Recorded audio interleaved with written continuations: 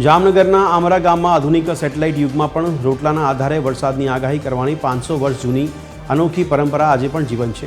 અષાઢ મહિનાના પ્રથમ સોમવારે ગામમાં ઉત્સવ જેવો માહોલ સર્જાયો છે, જ્યાં ચોમાસાના વર્તારા જાણવા આખું ગામ ઉમટી પડે છે। ઢોલ નગારાના તાલે કૂવા કાંઠે આવેલા સતી માતાજીના મંદિરે વિશેષ વિધિ કરવામાં આવે છે।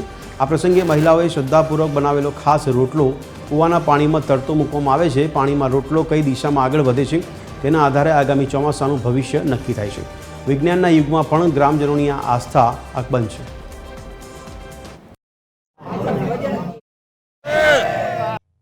વર્ષોથી 350-400 વર્ષની છે જૂની। ને રોટલા સતવારાની બાઈ ઘડે, જાડેજા કુળ નાખે, વાણંદ રોટલા લેવા આવે, જાડેજા કુળના નાખે રોટલા ભમરિયા કૂવામાં।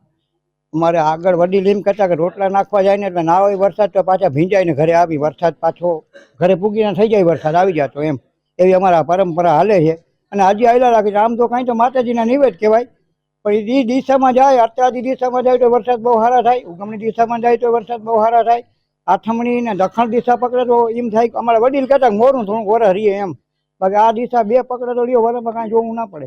જો આ રોટલો કૂવામાં નાખ્યા પછી ઉગમણી બાજુ જાય તો વરસાદ 100% સારો થાય, આથમણી બાજુ જાય તો વરસાદ એકદમ નબળો થાય, અત્રાદી દક્ષિણાદી જાય તો વરસાદ 75% સારો થાય, 25% નબળો રહે। અને જો આથમણો રોટલો જાય તો 100% વરસ નબળું રહે એવો અનુમાન આજથી 350-400 વર્ષથી હજી આવે છે, એના ઉપરથી હાલ્યું આવે છે।